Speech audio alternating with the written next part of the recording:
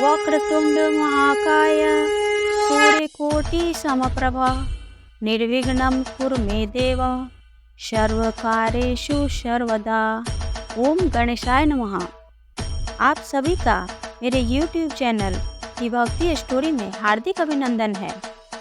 आइए सुनते हैं हेरंब संकष्टी चतुर्थी व्रत कथा। प्रत्येक महीने में 2 चतुर्थी होती है। अमावस्या के बाद आने वाले शुक्ल पक्ष की चतुर्थी को विनायक चतुर्थी या गणेश चतुर्थी कहते हैं और पूर्णिमा के बाद कृष्ण पक्ष में आने वाले चतुर्थी को संकष्टी चतुर्थी कहते हैं। इसे संकटहर चतुर्थी भी कहा जाता है। इस तरह एक वर्ष में कुल 12 से 13 संकष्टी चतुर्थी के व्रत मनाए जाते हैं। सभी चतुर्थी की महिमा और महत्व अलग अलग है। प्रत्येक महीने में कृष्ण पक्ष में पड़ने वाले संकष्टी चतुर्थी पर भगवान श्री गणेश के अलग अलग रूपों की पूजा अलग अलग नामों से की जाती है। भाद्रपद माह के कृष्ण पक्ष के चतुर्थी तिथि पर हेरंब महागणपति की पूजा की जाती है। हेरंब संकष्टी चतुर्थी पर पूजा के मुख्य देवता हेरंब महागणपति हैं। यह भगवान गणेश का एक बहुत ही असामान्य रूप है। इन्हें 5 मुखों और 10 हाथों के साथ दिखाया जाता है। हेरंब गणपति हिंदू पौराणिक कथाओं में बताए गए गणेश जी के 32 रूपों में से एक हैं और उन्हें शेर पर सवार दिखाया गया है। हेरंब महागणपति की पूजा वाराणसी के प्रसिद्ध काशी विश्वनाथ मंदिर में एक सहायक देवता के रूप में किया जाता है। सभी शक्तिशाली कार्यों के करने से पहले गणपति के इस रूप की पूजा की जाती है।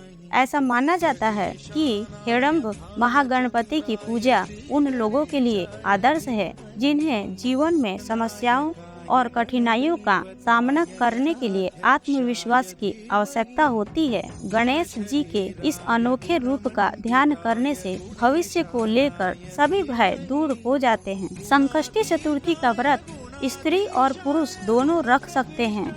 विशेष रूप से महिलाएं इस व्रत को अपनी संतान की उन्नति, सौभाग्य, लंबी आयु, घर की सुख शांति, समृद्धि तथा संकटों की रक्षा के लिए करती हैं। जो भी भक्त सच्ची श्रद्धा तथा नियम पूर्वक इस संकष्टी चतुर्थी के व्रत को करते हैं तो भगवान श्री गणेश की कृपा से उनके सभी प्रकार के दुखों और कष्टों का नाश हो जाता है तथा सुख समृद्धि की प्राप्ति होती है। इस दिन विशेष प्रकार से भगवान श्री गणेश जी के 5 मुखों वाले हेरंब गणपति की पूजा की जाती है। साथ में चौथ माता यानी माता दुर्गा जी की पूजा की जाती है। इस दिन व्रती दिन भर उपवास रखते हैं और शाम के समय भगवान श्री गणेश तथा चौथ माता की विधि विधान से पूजा करते हैं, कथा पढ़ते या सुनते हैं। फिर चंद्रोदय होने पर चंद्र देवता को दूध से अर्घ दिया जाता है। दर्शन पूजन करने के बाद यह व्रत पूर्ण माना जाता है। तो आइए सुनते हैं हेरंब संकष्टी चतुर्थी व्रत कथा। श्री गणेश जी माता पार्वती से बोले, भाद्रपद महीने के संकष्टी चतुर्थी हर प्रकार की सिद्धि देने वाली है। षोडशोपचार से उनकी पूजा करनी चाहिए। इस प्रकार पुत्र के कहने पर माता पार्वती ने पूछा, पूजन और भोजन में कौन सा विशेष प्रकार करना चाहिए? श्री गणेश जी बोले, गुरुओं द्वारा कहे गए मार्ग से भक्ति युक्त हो उनके व्रत का आचरण करे। 12 महीने में भिन्न भिन्न नामों से उनकी पूजा करें।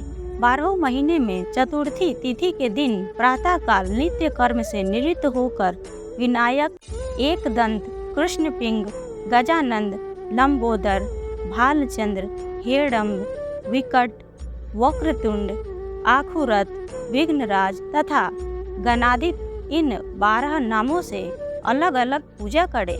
फिर गणेश जी माता पार्वती से कहते हैं, पहले कृत युग में नल नामक एक राजा हुआ जिसकी दमयंती नाम से प्रसिद्ध परम सुंदरी एक रानी थी। दैव योग से स्त्री वियोग के दुख को देने वाला उसको एक श्राप मिला था। उसकी स्त्री ने इस उत्तम व्रत को किया था। पार्वती जी ने पूछा, दमयंती ने किस विधि से उस व्रत को किया कि जिससे तीसरे महीने में ही उसका पति नल उसे प्राप्त हो गया। श्री गणेश जी बोले, हे माता, नल राजा की विपत्ति एक के बाद एक बढ़ने लगी। हाथी खाने से हाथी, घुड़साल से घोड़े चोरी हो गए, चोरों ने खजाना लूट लिया, दुष्टों ने महल में आग लगा दी, राज कार्य चौपट करने वाले मंत्री भी राजा को छोड़कर भाग गए, राजा भी जुए में अपना सब राजपाट गंवाकर अंत में दमयंती के साथ जंगल में चला गया। वहाँ भी विपत्ति ने उसका साथ नहीं छोड़ा और दुर्भाग्य के कारण दमयंती से उनका विछोह हो गया।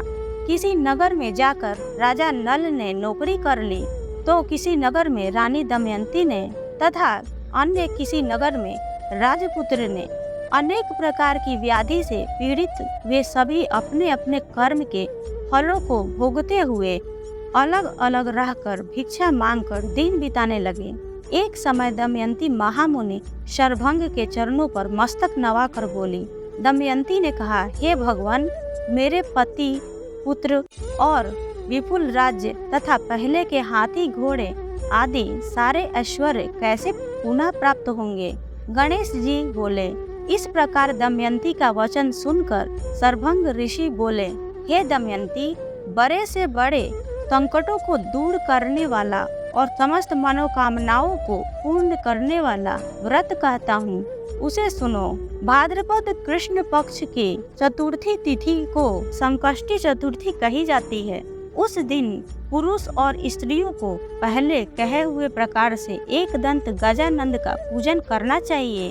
उस व्रत को करने से हे देवी 7 महीने में ही तुम्हारी मनोकामना सफल हो जाएगी। गणेश जी बोले, दमयंती भाद्रपद महीने की संकष्टी चतुर्थी के इस व्रत को आरंभ कर लगातार 7 महीने तक गणनाथ के पूजन में तत्पर रही और 7 महीने के ही बाद उसके पति, राज्य, पुत्र और पहले की तरह समस्त ऐश्वर्य प्राप्त हुआ। इस प्रकार यह व्रत समस्त दुखों और कष्टों का नाश करने वाला तथा सुख समृद्धि प्रदान करने वाला है। यही व्रत भगवान श्री कृष्ण ने धर्मराज युधिष्ठिर को बताया था, जिसके करने से उनका सारा खोया हुआ राजपाट इस व्रत के प्रभाव से उन्हें पुनः प्राप्त हो गया था। जो भी भक्त सच्ची श्रद्धा के साथ संकष्टी चतुर्थी का व्रत करते हैं, उनके सभी प्रकार के दुख और संकट दूर हो जाते हैं। भगवान विघ्नहर्ता श्री गणेश उनके जीवन में आ रहे समस्त विघ्नों और कष्टों को हर लेते हैं तथा रिद्धि, सिद्धि, बुद्धि और धन का वरदान देते हैं। घर में सुख समृद्धि का वास होता है। इस तरह हेरंब संकष्टी चतुर्थी की कथा पूर्ण हुई। प्रेम से बोलिए श्री गणेश भगवान की जय, भगवान भोलेनाथ की जय, माता पार्वती की जय। अगर आप सबको यह जानकारी पसंद आई हो तो वीडियो को लाइक करें, शेयर करें, चैनल को सब्सक्राइब करें। धन्यवाद।